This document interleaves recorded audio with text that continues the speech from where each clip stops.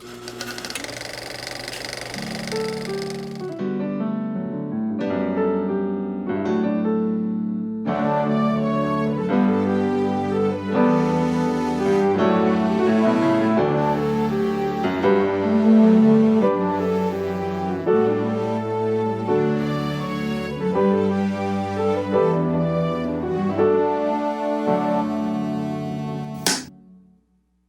Lina. Hi, Debbie. How are you doing? I am doing fine. How are you doing today? I'm doing well. As well you should be with bestsellers. Aw. Lina, oh my God. First feature directorial and Michael Caine and Aubrey Plaza. How did I you know. how did you pull that off? Oh, it just I don't know, what I did in a previous lifetime to deserve this, but I'm a lucky woman, and what can I say? Yeah, it's a bit of a dream come true, and I definitely recognize how blessed I am. It's not every day you get a chance like that. That's for sure. well, and one of the great things with this film also is that with Michael Caine and his performance as Harris Shaw, this is not what we're used to seeing from Michael Caine. This is not the reserved upper crust. Even in the film that he had out earlier this year, Twist, he may have been a thief, but he was a refined, a thief and former art couture, art aficionado. Yeah. But here, it's like he's grubby, he's dirty, he looks like a bum on the street, and he just goes for it. You've got Aubrey pulling back with restraint from her normal patter. But then you've got Michael Caine, and he just throws caution to the wind and goes for it. And to see such a performance like this at his age and at this stage of his career, wow. Wow. Oh, well, I'm so happy you were, moved by it, and I can't tell you how proud I am of both Aubrey and Michael in this film. I think, as you say, we're not used to seeing them necessarily in these types of roles. Michael, of course, is, he's worked for many, many, many, many years. He's got tons of experience. He's a brilliant actor. But yeah, we don't always see him in these kind of roles. And I think it was really cool for him to kind of, as you say, throw caution to the wind and kind of let it all hang out and kind of go to these places that we don't normally get to see him. And he's a joy. He's such a talented actor. And even when he's being kind of a total curmudgeon, you can't help but just kind of fall for him because he's so charming and just a great talent. And then we have Aubrey, who, yeah, as you say, we're used to seeing her with this more kind of comedic kind of, she's very expressive. She's got great, action with her facial features, all these kind of things that we're used to doing and performing. And then here we also get to see, that she's got a lot of emotional depth and a lot of talent, and she can go to those places as well. And the combination of the two of them was wonderful to get to work with them both and to kind of, understand how they're both used to working and trying to kind of make them comfortable with each other, trust each other, make a great chemistry. And it was really great. Yeah. Of course, it was nerve-wracking at first, as you said, it's my first feature. And what a great combo of actors to work with for that. Yeah. Well, I want to dive into this being your first feature and the elements that you use. You use the tools in the toolbox, and you use them very well at bringing bestsellers to life. Claudine's cinematography, your visuals are very rich. You use color beautifully, texture, and Claudine's lensing and your lighting really play into Mario's production design. There was not a moment from the minute that we go into Lucy's office or the minute that we get a glimpse inside of Harris's house that you do not feel the sense of literary, of books, of reading. You just feel it. You have created such a visceral visual experience that it's wonderful. I just love it. Debbie, it's so nice to hear that. Thank you. I mean, yeah, I worked really hard to convey that. I mean, all the choices were obviously, they're there for a reason. They're well thought out. I mean, I think as soon as I read the script, I had this real distinct sort of feeling of, okay, I know what Lucy's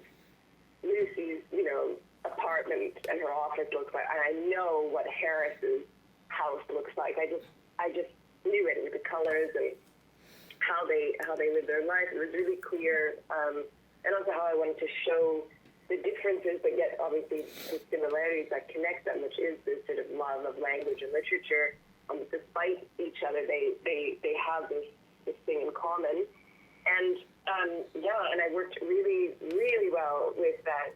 Fabienne Sauvé, who was my cinematographer, and right from the beginning, she understood exactly how I wanted to do this. How we chose our lenses specifically. With Lucy at the beginning, we wanted a much more structured, and also in our framing, where kind of rigid idea of she's trying to be this straight-laced kind of personality and do what she thinks is the right thing to do. And then, of course, that's contrasted with Michael's character, who just sort of, doesn't care anymore. Everything is kind of his life is a complete mess, and his surroundings reflect that. But then when they join together and they go on this road trip, things, even to Lucy, get a little bit unraveled. The colors kind of change, the lenses change. We get on this sort of wonky, weird kind of bar hopping road trip that feels like a little bit unhinged. And then we get to see her kind of grow into that as well, and she kind of loses all these layers of kind of preconceived notions of who she should be, and she gets to emerge as her authentic self, which I think is the story for both of them. It's about, finding that authentic self and being true to who you are, and not being afraid of, being a fraud or having that self-doubt that plagues us all, So, yes. Well, and you set it up very beautifully at the beginning. I mean, I love the framing of Lucy because everything is very prim, it's proper, it's precise. There's a place for everything in its place. She's perfectly framed in doorways, at desks. You've got that killer, Anatoly Litvak shot from the top of the stairwell looking straight down. Oh, yes. In that first part of the film, and you set us up with the twists and turns. Plus, that stairwell, it looks like it could be rows and rows and rows upon rows of books. So your metaphor is so killer. I just fell in love with that right at the start. But then, it's so nice to hear that, really, and like that you pick up on all that stuff. It's great. It's really great. Those details make a film. And just like when Lucy is in Harris's house and she's going through the bookshelves, the way that your production designer, the way that Mario and then your set dressers, the way you set up those shelves. So you have all these very old looking first editions, and right there next to an old Shakespeare is Harris's one book he's had published before that Lucy's father did. And it sticks out like a sore thumb, like it doesn't belong with the classicness of who this man used to be. And those little details inform so much without you wasting exposition on it. And throughout the entire film you have that, even going into the hotels with the heart-shaped bathtub and the heart-shaped mirror on the ceiling. Little things like that just add so much that let you focus on telling the story and the performances. Debbie, you've got a keen eye for detail. I appreciate it, but because it's, I mean, you're 100% right. I mean, those are all choices and specific choices, and it's there for a reason. And hopefully, even if an audience member isn't as keen-eyed and perceptive as you, then maybe on a sort of subtextual, subconscious level, these things will hopefully feed into how the audience is absorbing the story and these characters and what it means. And that what you mentioned with the heart-shaped tub, it's funny because, that wasn't in the script. Like, we found that on a location scout, this motel, and it was really not the nicest place to shoot, I have to tell you. It was not the Four Seasons, but it was, to me, I was like, oh my God, this is perfect. This is like beautiful. It was that set it just existed in Montreal. So it was like, okay, we've got to shoot here. We've got to put her and the he's in this. They're like together. It's in the sea. There's mirrors on the wall. This broken heart kind of thing. Yeah, we really kind of grabbed what we could, and if there was something that fit, and of course you've got to take it and grab it and make it work, and it just adds to the story. These are sort of lucky finds, like little gold mine moments that you're just like, oh, how am I going to use this? Like happy accidents, that just add to the story. And don't think I didn't notice that the pictures that you have of Harris and his wife, those are actual pictures of Michael and Shakira. So Yes. that I just thought was that was the icing on the cake. That was adorable. So sweet and touching. But, I'm really curious because you've always been a writer, and you've been an actor. So I'm curious how you found your own experiences as a writer and crafting the written word. How that, along with your acting experience, how did that help you as a director in bringing this film to life? Because I have to imagine that this gives you more insight into what Michael and Aubrey and Ellen and Scott and Carrie are feeling and how to deal with them to get the best performance possible. Well, for sure, I like to think that this gives me insight and an ability to empathize with them, what it feels like to be on that side of the camera as an actor, for sure, and I know what it feels like to have a camera pointing your face, to have tons of people running around, to maybe, you don't have enough time, you got to get the shot. And also, I recognize actors who work differently because I work with actors. I'm an actor, and everybody has their own method, everybody has their own comfort zone, and it's really trying to find a balance of how these actors like to work, what works for them. And when one actor might like to be in a quiet zone right before they shoot, another actor might be wanting to chat and talk and be excited and not think too much about what's going to happen next. So you've got to be really aware of all that. And I think obviously working as an actor beforehand definitely helped me with that and helped me try to to understand like what was needed for each actor, like what was going to help them the most. If something didn't work, I'm more than happy to find something, of course, that does, and to make sure that they are comfortable and ready to go the distance, because you're basically asking an actor, can you please just jump off this cliff naked for me now, and please do that, and you've got to be there to catch them at the bottom, so it's I think it's that serious, and it can be, because you're really, and if you're a really generous actor, want to give all that. That is your job. You are giving yourself. And I have to say that I was very lucky, and Michael is just such a generous human being as well, so there was no, he looked at me after every take and he said, is that all right, love? How is that, love? Like, what do you think? And then we would discuss and we would do things. So he just wanted to make it good and make it better and do the best that he could, which was really humbling for me, because this is,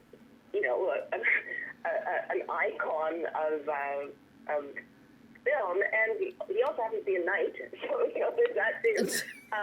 So it was a great experience. And as far as being a writer, yeah, of course, especially in a film like this, it's all about the written word. And I think too, that coupled with being an actor, if the words don't sit right in your mouth, if you can't feel it in your belly, if this is not something that your character would say, you have to change those words. You have to make them part of that character's body. You have to really make that thing, So I think they're all spokes of this big wheel, and that wheel is just storytelling.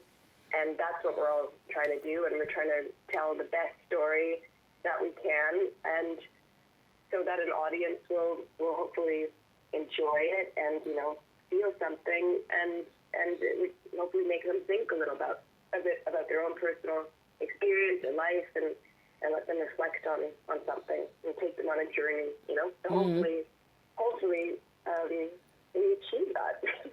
I think you have.